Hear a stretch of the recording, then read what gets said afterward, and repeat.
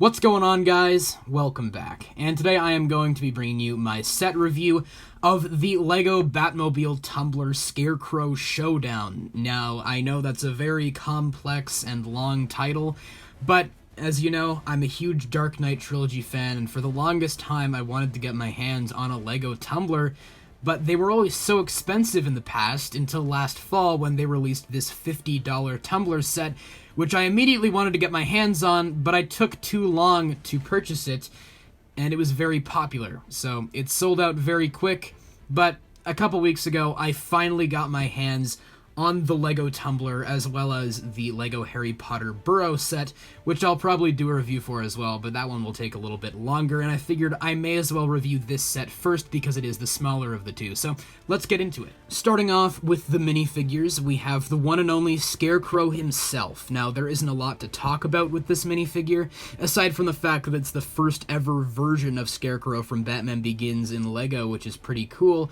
but I do think it could have been better. For example, if they had included a hood piece for his mask rather than just printing it onto a normal Lego head, then it may have looked better. But it does look pretty good for what it is, especially considering the fact that the flesh tone around the eyes there actually matches up with the flesh tone used on the hands. Because typically when Lego prints a flesh tone onto a different colored piece, it ends up looking weird, such as with Captain America from Avengers Endgame. But the printing all around is very detailed and very accurate to the film. He's just wearing a simple suit, but you can see some printing there, which is meant to represent his mask draping over the rest of his outfit. And he does come equipped with a stud shooter with some green studs, which I suppose are meant to represent the fear toxin he uses in the film.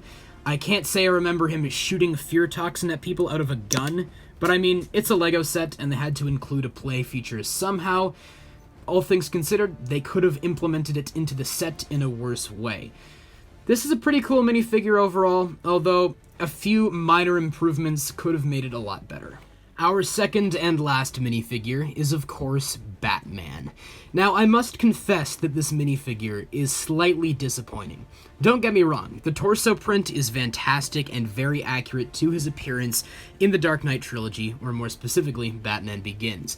I like the new grappling gun build they've got going on here because I got so used to the same build being used from the LEGO Batman movie, so I'm glad that LEGO is mixing things up a little bit here.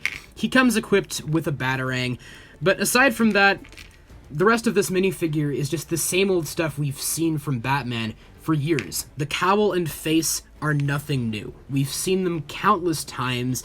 Something interesting of note is that this cape only uses a single hole, which I don't think I've ever seen before on a Batman minifigure. Although the last Batman minifigure I bought, I want to say was for the LEGO Movie 2 from 3 years ago. So you guys let me know if that's something new for LEGO Batman, or if I'm just not caught up with the times. He does come with an alternate head, though, which I believe is based off the scene from Batman Begins where he uses Scarecrow's fear toxin against him in order to gain information about Ra's al Ghul, and it's essentially the demon version of Batman, which is cool. This is something new and different, which almost redeems the minifigure, but I do think that some leg and arm printing would have been much appreciated. Moving on to the build of the set, we have the Tumbler itself, and I think that this build does a brilliant job capturing the shape of the Tumbler in a more scaled down capacity. I really enjoyed building it and seeing how it all came together. I love how they built out the sides here with them being more bulked out in the middle, which is very accurate since the Tumbler is meant to be based off of some sort of tank or military vehicle.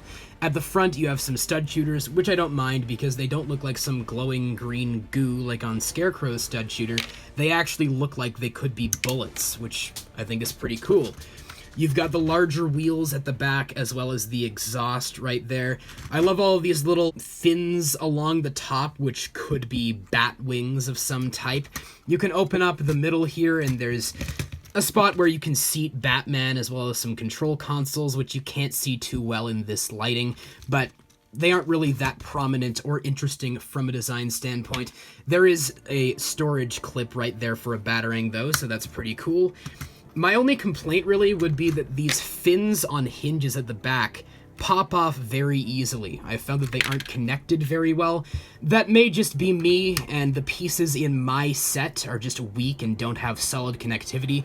But aside from that, I feel like this is just a very solid, scaled down version of the Tumbler, and I think it can really appeal to any fan of Batman or the Dark Knight trilogy. With all that being said, my final verdict on this set is that if you have $50 lying around, I'd recommend picking it up.